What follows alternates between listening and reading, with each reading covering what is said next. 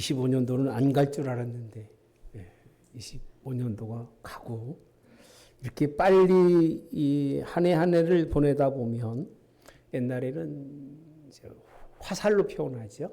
살이라고 그랬는데 지금은 총알 같아요. 얼마나 빠른지 세월이 훅훅 지나갑니다. 여러분 25년도는 보냈지만 26년도는 태양보다 뜨거우신 하나님의 사랑이 함께 하시기를 축복합니다. 뭐보다 뜨겁다고요? 태양보다 뜨겁고 빛보다 더 밝은 빛 되시는 예수님의 은혜가 넘치는 한 해가 될 줄 믿습니다. 어둠은 물러가고 빛의 역사가 있는 한 해. 우리 성령님을 누구라고 표현하죠? 불같은 성령이라고 하잖아요. 올해는 성령님께서 불같은 에너지를 우리에게 허락해 주셔서 달려가도 피곤하고 곤비치 아니하고 끝까지 올해 이 마음 가지고 흔들리지 아니하고 한 해 마무리에 설 수 있는 그런 소망의 한 해, 능력의 한 해, 역사가 있는 한 해가 되시기를 주님의 이름으로 다시 한번 축복합니다. 할렐루야. 전 여러분들과 금주의 시작을 이렇게 한번 얘기하고 싶어요. 이래야 살지. 따라서 할까요? 이래야 살지. 무슨 말인지 이해는 되죠? 여러분, 살만한 이유가 뭐가 있을까요? 살만한 이유가. 어떻게 해야 살 수 있을까요? 무엇을 해야 우리가 살 수 있을까 하는 생각 속에서 어떤 한 농부의 희망 어린 그런 한마디 말, 이래야 살지라는 생각이 나서 여러분들과 함께 이 생각을 좀 해보려고 합니다. 한 농부가요, 씨를 뿌릴 시간이 찾아왔는데 땅이 여전히 딱딱하게 굳어 한기로 인해서 이 찬기가 가시지 않아요. 봄비가 와서 찬 땅에 그런 기운을 떨쳐버려야 되는데 봄비는 안 오고 우리 작년에 그랬잖아요. 가뭄이 와서 환경이 좋지 않아서 아무것도 할 수가 없어요. 할 일도 없고 해봤자 아무런 소용이 없는 거예요. 그래서 기다리고 기다리다가 이제는 지금 안 오면 끝인데라고 하는 그때에 비가 오고 따뜻한 바람이 불어와서 아멘. 일할 수 있는 환경이 열려질 거예요. 농부가 씨를 뿌리면서 나가면서 하는 얘기가 한마디가 뭐라고 한 줄 아세요? 이래야 살지 라는 말을 했다고 제가 만들어낸 얘기입니다. 이래야 살지. 여러분, 산다는 것과 살 수 있다고 하는 것은 다른 얘기입니다. 환경이 준비되어 있으면 그 사람은 살 수 있는 환경에 있다는 얘기입니다. 차원이 다릅니다. 사는 건 우리가 할 일이에요. 여러분들이 살아야 하는 건 당연한 일이잖아요. 그러나 살 수 있다고 하는 이야기는 차원이 달라요. 살 수 있는 환경이 열려야 살 수 있는 거예요. 그렇지 않으면 삶과 죽음을 오갈 수밖에 없는데 하나님이 올해도 삶의 길을 열으시기를 주님의 원합니다. 살 수 있는 환경은 사람이 열을 수 있는 게 아니에요. 100만 명이 모여서 여러분 막 환호를 지른다고 하늘에 비가 옵니까? 사람이 할 수 있는 일이 아니에요. 돈을 하늘에 던진다고 비가 떨어지지도 않아요. 나라서 할 수 있는 일도 아니고 과학이 할 수 있는 일이 아니고 문명이 할 수 있는 일이 아니에요. 농부에게 필요한 비와 따뜻한 온도라고 하는 그것은 누가 할 수 있다고요? 하나님만이 할 수 있는 일이에요. 여러분, 올해는 이래야 살지라고 하는 하나님이 여러분의 삶을 열어주시는 은혜가 있기를 그렇게 주님의 이름으로 원합니다. 내가 할 일은 하지만 우리가 할 일은 할 수 있지만 우리가 할 수 없는 일은 하나님께 맡겨서 그가 일하심을 경험할 수 있고 그가 역사하심을 경험하고 그 경험 속에서 하나님을 찬양하고 영광 돌릴 수 있는 저와 여러분들 따라서 합시다. 이래야 살지. 이런 삶이 올해는 충분히 열려질 수 있기를 주님의 이름으로 축복합니다. 스가랴 마지막 말씀이 우리에게는 새해의 첫 주시는 말씀으로 끝을 맺습니다. 시작부터 교회로 시작한 스가랴서 1장은 마지막 14절까지 모든 것을 통합한 교회의 완성을 이루는 것으로 끝나는 것이 14장에 있는 말씀입니다. 그 날로 마무리하는 것이 오늘 스가랴서에 있는 말씀입니다. 교회의 완벽한 승리를 선포하시는 말씀이고, 오늘 하나님께서 살만한 역사를 통해서 영광 받으시는 일들을 열어가시는 말씀이 스가랴서의 오늘 14장에 있는 말씀입니다. 이 엄난한 시대에 살기 어려울 때에 하나님이 일하심, 그 약속하심과 그 영광의 나라가 이루어지는 역사가 있도록 기도하시고, 그 소망 속에 한 해도 크게 승리하는 여러분 되시기를 주님의 이름으로 축복합니다. 여러분, 그날은요, 따라서 합시다. 살만한 날이 이루어진다. 1절 한번 볼까요? 시작. 다시 한번 1절 말씀 들어주시면, 시작. 여호와의 날이 이르리라. 그날에 내 재물이 약탈되어 내 가운데서 나누리라. 이렇게 표현합니다. 무슨 날이 이른다고요? 여호와의 날이 이르리라. 스가랴 마지막 14장에서의 그 핵심의 말씀은 그의 날이 이른다는 겁니다. 그의 날. 다시 이걸 거꾸로 설명해 드리면, 지금까지 모든 역사 속에서 있었던 날들이 여호와께서 주장하시는 날이지만 그 날들은 여호와의 날이 아니었다는 겁니다. 그 날이 이른다는 얘기는 가까이 왔다는 겁니다. 여호와의 날이 가까이 이르렀다고 하는 말씀, 그의 나라가 우여곡절 끝에 세워짐을 선포하시는 말씀입니다. 그의 나라가. 여러분, 하나님이 아들 예수님을 보내실 때에 예수님을 통해서 하시고자 하신 일이 뭔지 아세요? 사랑이잖아요. 우리를 사랑하셔서 죄 가운데 있는 우리를 구원하시기 위해서 오신 예수님. 평화의 왕으로 오셨다고 배웠잖아요. 평화의 왕으로 오신 분이 누구셔요? 예수님이죠. 예수님은 은혜입니다. 우리에게 은혜의 긍휼을 베풀러 오신 분이 예수님이세요. 한없는 것으로 우리에게 베푸시는 시간이 예수님의 그 오심의 날이었다면, 그와는 달리 하나님이 오시는 날은요, 좀 차이가 납니다. 공의와 심판이 있고, 그리고 그 임재하심으로 말미암아 하나님이 오늘 상급이 있는 것이 그의 오심의 날입니다. 오죽하면 그의 날이 이루리라고 말씀하시면서 1절에 보면 그날에 내 재물이 약탈되어 내 가운데서 나뉘고, 2절에 보면 내가 이방 나라들을 모아 예루살렘과 뭐하게 한다고 되어 있어요? 싸운다고 되어 있습니다.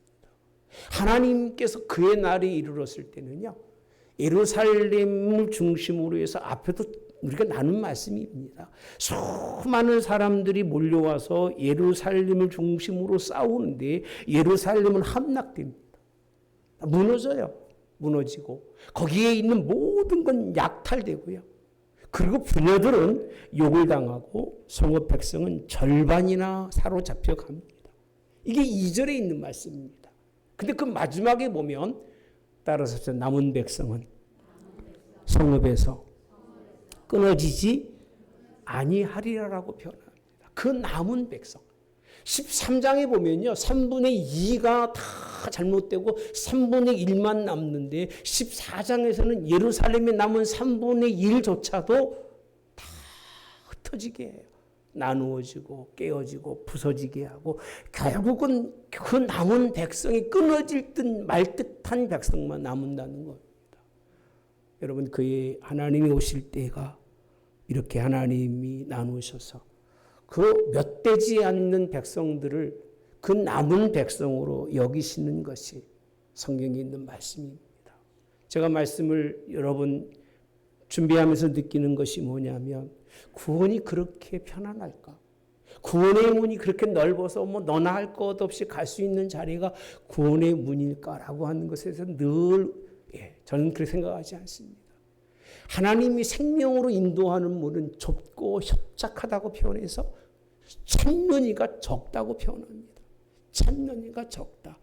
예, 겨우 다듬고 다듬어서 남겨진 사람이 얼마 되지 않는다는 겁니다. 이리 떨어지고 저리 떨어지고 이리 계산되고 저렇게 해서 교회가 마지막에는요 그렇게 많은 사람들이 남질 않아요. 우리 한국교회도 이제 얼마 안 남았으리라고 봅니다. 그 이유가 역사를 거슬러 올라가면 100여 년 전에 미국이 우리 한국교회가 부흥하다가 지금은 뭐 찾기 힘들고요. 영국으로 가보면 영국은 아예 지금은 모슬람인지 교회인지 구별조차도 가지 않을 만큼의 그런 모습들을 본다면 결국 그날의 여호와께서 여러분 일하시는 그때가 어느 때냐면 겨우 남겨진 사람들만 있을 교회의 때라고 성경은 말씀해 주십니다. 근데 하나님은요 따라서 할까요? 그 남은 자를 위하여 우리 3절에 보시면 그때라고 표현합니다. 따라 그때에. 그때라는 얘기는 그 남은 자들이 있었을 끊어지지 않도록 남은 자들만 있었을 그때에 여호와께서 뭐 하신다고 되어 있어요? 나간다고 되어 있어요. 올해는 하나님이 일어나 나가실 줄 믿습니다. 그런데 크게 아멘 하셔야 됩니다. 그래야 하나님이 벌떡 일어나 나가시죠. 그죠? 예. 그래서 왜 나가시냐면 그 예루살렘을 쳤던 그 백성들을 치시기 위해서 이방 나라들을 모하시기 위해서 치신다라고 되어 있습니다.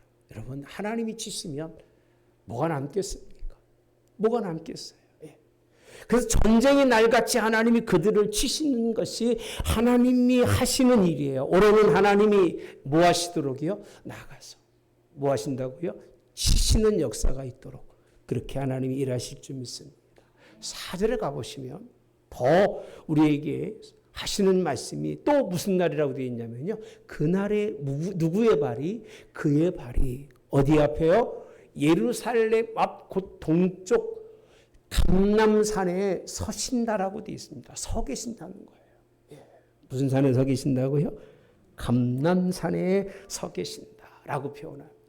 그러니까 올해는요. 하나님께서 우리에게 살만한 일을 하시려면 하나님이 뭐 하셔야 되느냐면 나가셔야 돼요.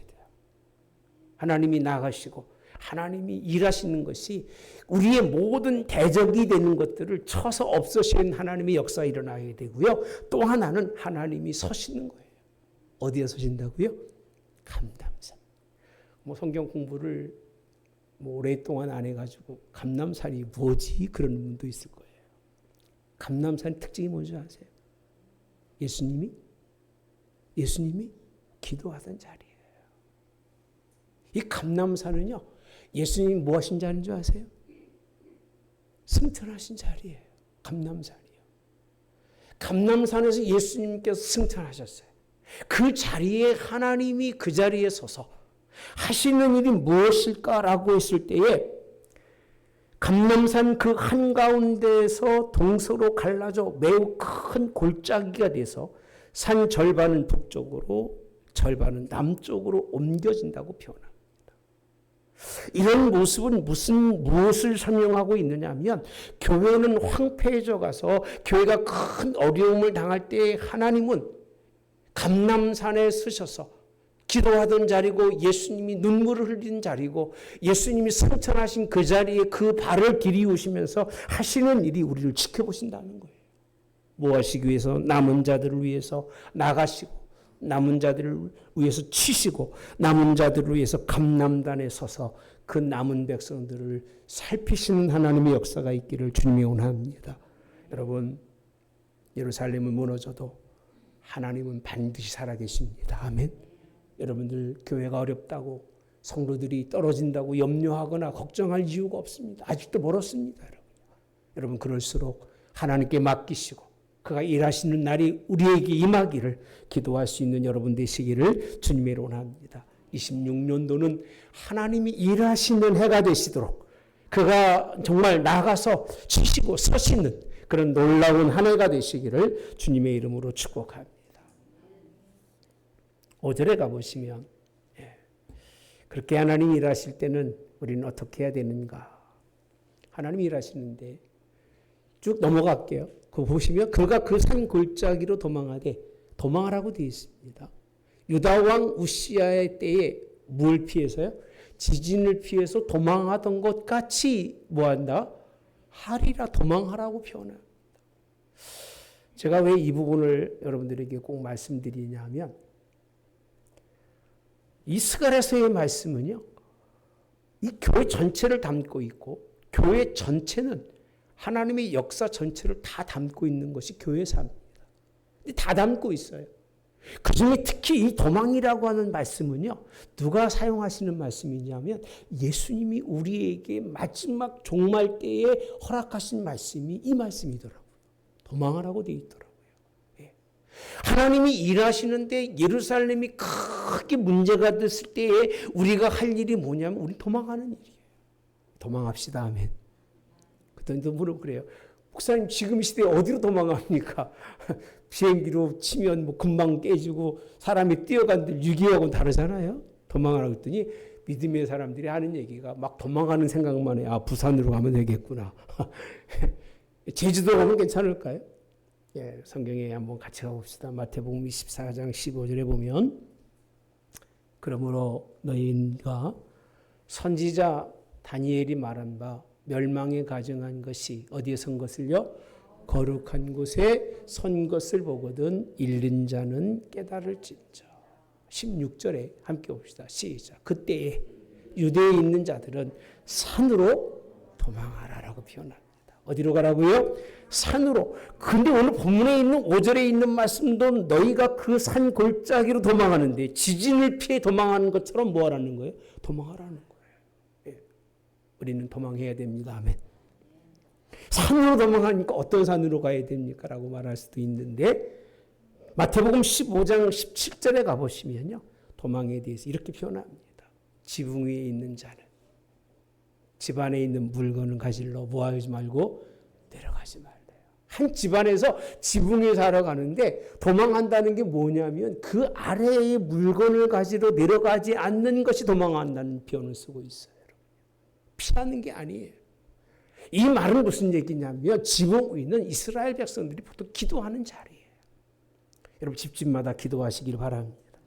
기도하다가 하나님께 말씀을 보고 묵상하다가 집안에 무슨 일이 있다고 물건 가지러 내려가고 기도가 깨지고 묵상이 깨지는 그런 일을 하지 말라는 거예요.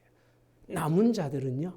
항상 하나님 앞에 가장 높은 곳에 올라가서 골방에서 하나님께 기도하고 묵상할 수 있는 여러분 되시기를 바랍니다. 그리고 18절에 가보시면 마태복음 24장 그 다음 말씀에 보면 밭에 있는 자라고 표현합니다. 밭에서 뭐하고 있을까요? 일하고 있잖아요.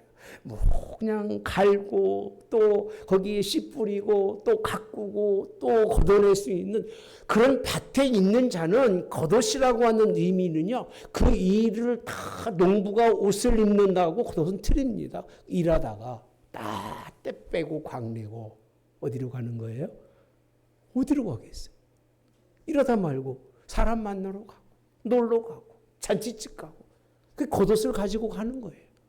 겉옷을 가지러 뒤로 돌이키지 말라는 것은요. 지속해서 하나님 앞에 일하는 사람이 되어지는 것. 이걸 뭐라고 표현하냐면요. 도망이라고 표현합니다. 제 얘기는 하나도 없습니다. 여러분요.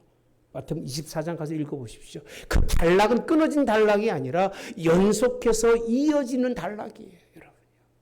여러분들은 올해도 도망하는 여러분 되시되 집안에서는 기도하고 하나님 말씀으로 승리하시고 여러분 교회 와서 헌신하고 봉사할 때 뒤돌아보지 마시고 꿈고 입고 오는 것보다 겉옷을 차려입고 오는 것보다 하나님께 일하고 봉사하는 사람이 하나님이 기뻐하는 사람인 줄 믿습니다. 저는 주일날만 이렇게 번지르르하게 입고 오죠. 평일날은 뭐 그냥 추리닝에다가 그냥 대충 입고 옵니다. 왜요? 이유는 간단해요. 일해야 되니까. 그래서 교회 하나님의 집을 돌보며 일하는 것에 대해서 얼마나 기쁘고 감사한지 몰라요. 저 담기를 축복합니다. 아멘. 예, 그래서 가끔 작업복 입고 오셔서 교회 어디 구석구석 돌아보고 청소할 것 좀 청소하시고 올해는 그렇게 하시기 바랍니다. 아멘. 예. 그런 사람이 하나님이 기뻐하는 사람이에요.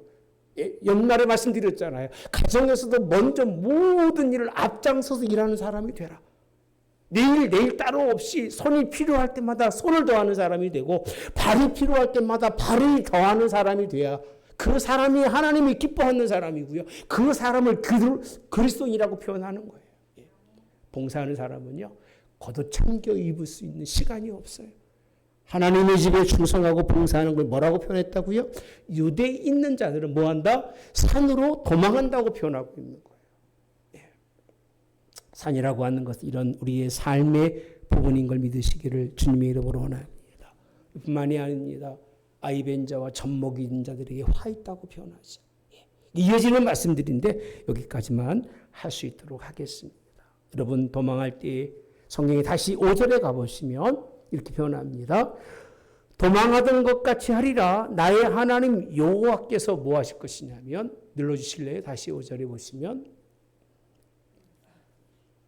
네, 5절 다시 한번 눌러주시면, 네. 자, 우리 함께 봅시다. 나의 하나님 여호와께서 임하실 것이요, 이렇게 표현합니다. 도망하니까 하나님이 임재하신다고 그래요. 모든 거룩한 자들이 누구와 함께 하리라? 주와 함께 하리라는 거예요. 여러분, 이건 놀라운 얘기입니다. 하나님이 우리 하늘문교회 여러분 가정과 여러분의 인생의 삶 속에서 하나님이 감람산에 발을 놓으시고 그곳에 서시면 그때 도망하는 자들에게 여호와께서 임재하신다고 표현해 주고 계세요. 그가 함께 하실 줄 믿습니다. 그리고 거룩한 자들이 누구와 함께 한다고요? 주와 함께 하시는 멋진 날이 이루어질 줄 믿습니다. 저 이런 설교 잘 안 하잖아요. 그죠? 그런 은혜의 날들이 되시기를 축복합니다. 구원받은 백성들이 하나님 함께 하신다는 거예요. 남은 백성들과 함께 하시고 예수 그리스도 그분께서 뭐 하시냐면 성경에 있는 말씀처럼 여러분들 함께 할 수 있는 임마누엘의 주님께서 영원히 함께 하신 그가 우리와 함께 하시는 놀라운 역사가 일어나는 걸 믿으시기를 주님이 원합니다. 이렇게 되면 살만할 것 같죠? 이래야 살지. 아멘. 이렇게 하나님이 함께 해주시고 예수님을 통해서 그 임마누엘의 주님과 함께 하시는 삶이 되는데 그 가운데 우리가 할 일은 뭐라고요? 도망하는 일이에요. 도망하시면서 함께 할 수 있기를 바랍니다. 여러분 6절 가보시면 6절에서 8절까지 말씀에 그가 누구시냐면 주가 함께 하시는데 주가 함께 하시는 그 날에는요. 빛이 없다고 표현합니다. 빛이 없대요. 그리고 광명한 것들이 뭐 한다고 돼 있어요? 떠난다고 돼 있어요. 빛이 없다고 하는 건 이제는 이 세상의 빛으로 하나님께서 인도하지 않으신다는 거예요. 다 이게 예수님이 하신 말씀들이에요. 24장에 마태복음 다 나온 말씀들이죠. 이 광명한 것이라고 하는 것은 우리가 데살로니가에서 공부했습니다마는 이 세상에 자기를 높이며 스스로 발광철하고 어둠인데도 불구하고 자기를 드러냈던 사람들이 성경에 뭐라면 떠난다고 되어 있습니다. 다시 한번 보여주실래요? 광명한 것들이 뭐 한다고 되어 있냐면 떠난대요. 없어진다는 얘기, 사라진다는 얘기요. 그들이 사라지고 그 다음에 보시면 7절에 가보시면 여호와께서 아시는 한 날이라고 표현합니다. 한 날이 있는데 낮도 아니래요. 뭣도 아니고요. 밤도 아니에요. 어두워갈 때에 뭐가 있다고 되어 있냐면요. 빛이 있다는 거예요. 오직 생명이 참비신 예수님이 우리와 함께 할 줄 믿습니다. 빛도 아니고 광명도 아니고 세상 것도 아니고 오직 예수님만이 우리와 함께 하시기를 축복합니다. 전 여러분들요, 이 세상의 것들 눈에 보이고 여러분들이 가지고 있는 모든 사상의 것들은 다 한낱 광명체 스스로 발광체라고 얘기하지만 아무런 영양가 없던 것이지만 오직 예수님, 참비신 예수님이 함께 하실 줄 믿습니다. 그가 함께 할 때에 여러분 그날에 8절에 보니까 생수가 예루살렘에서 솟아나 절반은 동해로 절반은 서해로 흐른대요. 그리고 여름에도 언제도요? 겨울에도 그러하리라라고 표현합니다. 예수님은 빛이십니다. 참빛입니다. 그분이 우리에게 주시는 것은 무슨 양식입니까? 오늘 생명수 여러분 마실 수 있는 양식을 우리에게 허락해 주시는데 그것이 얼마나 많이 나오는지 그냥 동쪽 서쪽으로 이게 에스겔서에 있는 말씀과도 연결이 되죠. 흘러서 흐르는데 여름에도 언제도요 겨울에도 흘러. 물만 있어도 사람은 살만하다고 표현합니다. 우리는 물만 있어도 사는 나라는 아니죠. 그죠? 다 있어야 돼. 기름도 있어야 되지만 진짜 생존에 의해서는요. 물만 있어도 살 수 있을 정도로 중요한 겁니다. 예수님 우리의 가장 중요한 분으로 우리를 살게 하시는 예수님께서 함께 하시는 한 해가 되기를 준명합니다. 그 무엇보다도 예수님의 도우심 없고 예수님과 동행할 수 있는 여러분들 하나님이 함께 하셔서 그를 통해서 의를 이루는 26년도에 그런 시작이 되는 여러분 되시기를 주님의 이름으로 원합니다. 여러분 이런 교회는 꿈꾸는 게 아니에요. 꿈꾸라고 주는 것도 아니고요. 이상이라는 게 뭐 먼 날 있을 일들이 아닙니다. 이상만이 아닙니다. 9절에 가보시면 이 모든 것을 이루고 그제서야 하나님께서는요. 여호와께서 천하의 뭐가 되신다고 되어 있냐면 왕이 되신대요. 그날에는 여호와께서 홀로 한 분이실 것이라고 되어 있습니다. 그리고 그의 이름이 홀로 하나래. 지금 얼마나 많은 다양한 잡신들이 많습니까? 이상한 사람들이 많잖아요. 정신병자들이 참 많아요. 자칭 뭐 성모라고 하고 뭐 자기가 뭐 성자라고 하고 어떤 사람은 하나님이라고 하고 그런데도 불구하고 그런데 가서 난 신앙생활하는 사람을 보면 둘 중에 하나는 정신병자 같아요. 둘 다겠죠, 그죠? 어떻게 아니 믿을 게 따로 있지 어떻게 그런 걸 믿고 예수님을 믿습니까? 눈에 보이지 않는 하나님을 우리 마음속에 역사하시고 성령이 역사하신 하나님을 믿어도 흔들리는데 그 사람을 보고 믿는 사람들 보면 도무지 이해가 되질 않아요. 그런 것들은 다 사라지고 오직 천하의 왕이 하나님 한 분으로 아멘. 여러분 하나님의 교회 완성 그의 나라예요. 이 14장에서는요. 하나님의 그의 왕이신 그가 그 일을 위한 나라를 하나님이 세우실 것 설명하고 있는 게 그 완성된 교회를 설명하고 있는 것이 14장 끝자락입니다. 여러분. 우리는 모두가 그렇게 표현하죠. 말세라고 표현합니다. 끝자락에 산다고 표현해요. 끝자락에는 반드시 하나님 나라가 이루어질 줄 믿습니다. 우주적이라고 표현합니다. 그 왕국은요. 우리가 말하는 왕국은 일시적인 왕국이죠. 그죠? 일시적 왕국이잖아요. 헬라 문화도 그렇고요. 그리스 문화도 그렇고요. 모든 문화들이 일시적이라면 하나님 나라의 왕국은 우주적인 왕국은 영원한 왕국인데 하나님이 시작부터 그의 왕국을 세웠지만 사람의 반란과 사람의 역행 때문에 하나님이 그걸 포기하시고 아들을 보내신 후에 마지막 세우는 것이 이 나라입니다. 이 나라가 있기를 바랍니다.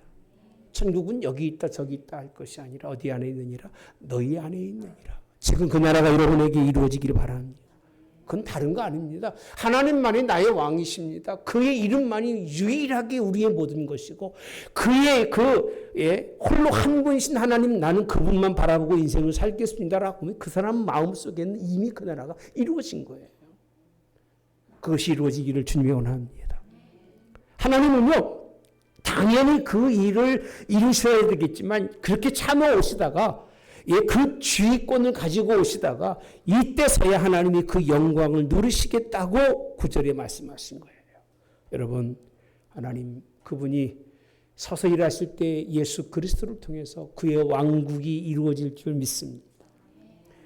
이렇게 설명하면 제가 처음 설명하는 것 같아요. 이 설교는 거의 근데 뭐 이단이나 하는 소리 줄 알고 있겠습니다만 이걸 모르니까 이런 설교가 우리 마음속 깊이 들어오지 않으니까 이 세상이 현실이 다인 줄 알고 살아가는 거예요. 그래서 무엇을 먹을까 무엇을 마실까 무엇을 입을까가 인생의 목적처럼 보지만 그렇지 않습니다. 그 나라가 이루어지기를. 그리고 그로 인해서 10절에 있는 말씀은 너무 길어서 그냥 넘어가겠습니다. 땅이 복을 받아요. 예루살렘부터 땅이 복을 받고 11절에 가보시면요. 사람이 그 가운데 삶이 이렇게 표현합니다. 다시는 뭐가 없어요? 저주가 없대요. 여러분 저주가 없는 삶이 되시기 바랍니다. 이미 우리의 본질적 쓴뿌리라고 표현도 많이 하는데 지금 사람들은요. 난 그런 표현이 그렇게 마땅하다 생각하지는 않아요. 예수 안에 있는 사람들에게는요. 이미 우리의 육신을 통해 받을 저주들은 다 사라졌어요. 그게 복인 거예요. 아멘. 그래서 마음속에 저주스럽고 뭔가 안 될 것 같은 그런 무당들이 하는 일이죠. 우리는 거기에서 이미 벗어난 사람이에요. 육은 이미 죽었기 때문에 우리는 육이 죽고 영으로 사는 사람들이기 때문에 이미 저주는 벗어났지만 사람들이 그 가운데 살며 다시는 저주가 있지 않다는 얘기는 그런 저주 속에 살지 않고 예루살렘이 평안히 선다고 표현합니다. 예루살렘은 교회의 상징이고 성도의 상징입니다. 여러분 성도들이 평안히 사는 하나님의 역사가 있기를 바랍니다. 여러분의 삶이 평안하기를 바랍니다. 저주 이런 단어는 이제 사라지고 오늘도 그리스도 예수 안에서 세워져 갈 수 있는 여러분 되시기를 바랍니다. 그렇게 무너지고 쓰러졌던 예루살렘, 비참했던 예루살렘이 회복이 돼서 영원히 설 수 있는, 평안히 설 수 있는 그 세계를 주님이 만들어 주시는데 그날에 그 일들이 이루어지시기를 주님이 원합니다. 이렇게 끝난다면 아마 또 다른 소망이 없을 텐데 제가 14장을 여러분들에게 한 40분 동안 설명하려고 얼마나 읽었겠습니까? 필요한 부분은 더하고 필요 없는 부분은 빼고 과연 하나님이 이 속에서 하고자 하시는 의도가 뭔가 마지막은요 16절에 나옵니다. 16절에 예루살렘을 치러 왔던 이방 나라들 중에 남은 자가 여기도 누가 있어요? 남은 자가 어떻게 올라와요? 해마다 올라와서 누구 왕께? 만군의 여호와 왕께 따라서 합시다. 경배하며 초막절을 지킬 것이다 라고 표현합니다. 죽음을 묘면한 사람들이 남은 자가 어떻게 보면 우리는 이 남은 자들이에요. 우리가 원래 이스라엘 백성이 아니잖아요. 그러니까 어떤 분이요 자기 예수 오래 믿으면요 자기가 이스라엘 백성보다 더 그런 훌륭하다고 생각할 수 있는 사람들도 있겠지만 못난 건 없죠. 예수님 십자가 뒤로는요. 그러나 성경의 본질적으로 본다면 우리는 이방인들 중에서 그냥 남은 자들이에요. 본질적 감람나무의 남은 자도 하나님이 꺾어버리시는데 우리 같은 사람이 하나님 멀리 가면 그렇게 돌아보지도 않고 버리실 분이 하나님이신데 우리를 누구로 여기셨어요? 남은 자로 여겼어요. 남은 자들의 하는 일이 뭐냐면 이방인이었지만 그들이 해마다 올라와서 하나님께 경배하고 초막절을 지키는 이 초막절이라고 하는 의미의 뜻은 잘 아시다시피 어제 과거의 모든 일들을 이제는 멀리하고 하나님만 광야에서 바라본 것처럼 하나님만 바라보겠습니다라고 하는 의지와 결단이에요. 어떤 분이 이 말씀 듣고 목사님 1년에 한 번만 교회 가면 되겠네요. 왜? 어차피 우리는 이방인 남인 백성인데 뭘 자주 갑니까? 이렇게 생각할 수도 있겠지만 마음대로 하십시오. 한 번을 오든 두 번을 오든. 그러나 여기서 우리는 그런 하나님 백성이 아니라 정말 예수 피로 그의 참된 신부된 백성인 걸 믿습니다. 매주마다 날마다 새벽마다 수요 금요일도 하나님께 찾아 예비하고 그 말씀대로 승리할 수 있는 여러분 되시기를 주님의 이름으로 원합니다. 이건 복음의 의무라고 표현하죠. 이 의무를 무시하는 사람들이 17절에서 보니까요. 만군의 여호와께 경배하러 오지 않으면 비를 내리지 않겠대요. 그래서 예수님께서 우리 10장에 있는 말씀 봄비로 오신다고 하는 말씀 기억나시잖아요. 10장에 봄비. 비가 안 온답니다. 18절에 가보시면 애굽 족속에 올라오지 않을 때는요. 비 내림이 있지 않는데요. 비 내림이 없대요. 예수님께서 함께하지 않으신다는 겁니다. 그리고 오히려 그런 사람에게는 재앙을 내리신다라고 표현합니다. 재앙을 내리신다. 애굽 사람이나 이방 사람들이 초막절을 지키러 오지 아니할 때는요. 마지막 19절에 가보시면 벌을 받으리라. 그렇게 표현합니다. 받을 벌이 그러하니라라고 표현합니다. 비가 오지 않는 결국은 살만한 그런 일이 아니라 죽을 만한 일이 생기는 겁니다. 이래야 살지. 봄비로 오신 예수님이 저와 함께 하시기를, 여러분과 함께 하시기를 주님이 원합니다. 이렇게 비가 오지 않으면 그곳에서는 푸른 초장이 없습니다. 비가 오지 않으면 인생의 삶이 무너지고 깨어지고 맙니다. 목말라 하는 백성 되지만 그가 생명수 샘으로 오셔서 우리에게 너무나 풍성하게 동쪽 서쪽으로 흐르는데 여름에도 겨울에도 흘러서 풍성한 우리의 삶이 있어질 걸 믿으시기 바랍니다. 따라서 합시다. 이래야 살지. 이런 일이 역사가 일어나기를 축복합니다. 마지막 결론은 20절입니다. 그날에는 말방울에까지 여호와께 성결이라고 표현합니다. 말방울이 뭐냐면요, 말에게 이렇게 입히는 그런 옷속이나 그 치장에 그 방울 같은 거를 다는데요. 거기에다 뭐라고 썼다고요? 여호와께 성결. 여호와께 성결이 어디에 있는 거예요?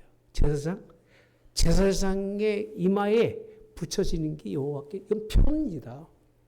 그만큼 오직 특별한 주의를 가지고 있었던 그런 하나님의 그 표의 대상이 이런 것이 말 장식품에까지 그냥 붙여질 만큼의 여호와께 성결이라고 하는 표현은요, 사람들이 그렇게 거룩한 인생의 삶을 산다는 거예요. 우리는 그렇게 삽시다. 아멘. 여기에는 안 붙였어도 우리의 삶 속에서 걸음걸음 우리 한 말마디가, 우리의 모든 행하는 일들이 하나님 여호와께 성결한 삶이 되시기를 주님이 원합니다. 그렇게 이끌림 받는다는 거예요. 인정받을 만한 사람. 그런 사람으로 하나님께서 구별하시며 이끌어 가신다고 하시는 말씀. 손도 나오는데 너무 시간이 많이 가서 설명할 수가 없습니다. 26년도에는 우리 교회를 통해서, 교회 하나님 완성을 통해서 그 일하심을 경험하시기를 바랍니다. 예수님의 역사가 있는 한 해가 되시기 바랍니다. 이런 일들을 전체적이지는 않을지라도 부분 그분이 일하시는 것을 여러분 경험하시고 확신을 가지고 주님 앞에 서시기를 축복합니다. 흔들리지 마시고 여러분 끝까지 성령의 도우심 받아서 이 뜨거운 열정을 가지고 하나님 앞에 설 때까지 승리할 수 있는 여러분 되시기를 오늘 또 주님의 이름으로 축복합니다. 마지막으로 이래야 살지. 안 하실래요? 할렐루야. 이래야 살지. 살 길이 열리기 바랍니다. 다 죽는다고 하잖아요. 힘들다고 어렵다고 그런 얘기 하지 마세요. 그런다고 얘기한다고 살 일이 생깁니까? 안 생깁니다. 그냥 하나님 이래야 삽니다라고 생각하고 일하신 하나님을 기대하시면서 감사하시고 기쁨으로 승리하시기를 주님의 이름으로 축복합니다. 다음 주 기대하시고 신명기 말씀 제가 찾아놨기 때문에 그 말씀 또 함께 은혜 나눌 수 있도록 하겠습니다. 좋으신 하나님, 이래야 살지. 하나님이 돕지 않으시고 일하지 않으시면 이 땅에는 살 일이 없습니다. 이제 마지막 때에 살아가는 저희들, 예수님, 하나님 성령님 함께해 주시옵소서. 그분들의 그 역사를 통해서 살 길이 열리게 하신 하나님께 감사하오니 그 살 길에서 주를 찬양하게 하시고 경배하게 하옵소서. 그리고 늘 집안에서는 하나님 기도하는 백성, 하나님의 말씀을 묵상하게 도와주시고 어디 나가서든지 일꾼으로 일할 수 있게 하옵소서. 겉옷을 차려입는 것이 아니라 겉옷을 던져버리고 옷은 정말 일꾼의 옷을 입고 일하다가 주님 앞에 부름받을 수 있는 그런 백성들로 하나님 이끌어 주시옵소서. 오늘 그들에게 주시는 하나님의 이 어마어마한 역사와 복이 우리의 삶에 늘 날마다 임재함을 경험하고 더 하나님께 찬양하고 기쁨으로 올라와서 경배하며 주께 높여드림이 있도록 하나님 인도해 주시기를 오늘 또 예수님의 이름으로 기도하옵나이다. 아멘.